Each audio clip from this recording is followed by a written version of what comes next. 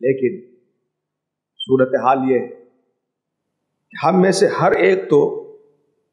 صرف دوسرے کو دیکھنے میں لگا ہوا ہے، دوسرے کی اصلاح کی کوشش کرنے میں لگا ہوا، دوسرے کی فکر کرنے کی کوشش میں لگا ہوا۔ آپ کا ایمان صحیح ہے کہ نہیں ہم اس کو تولیں گے، خود ہمارا ایمان کیسا ہے ہمیں اس کی ضرورت ہی نہیں۔ آپ کا عمل صحیح ہے کہ نہیں صحیح ہے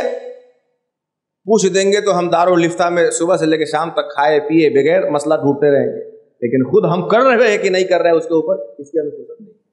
توکل کے اوپر کہہ دیجئے تو 1 گھنٹہ تقریر کر دوں، محرر صاحب ایک اچھا مقالہ لکھ دیں، لیکن زندگی میں توکل دور دور تک نظر نہیں ہے۔ اللہ تبارک و تعالیٰ کی بارگاہ میں دعا ہے کہ مولا کریم ہم سبوں کو دین کے عناصر اور حقیقت کو سمجھ کر اپنی زندگی میں لاگو کرنے کی توفیق عطا فرمائے،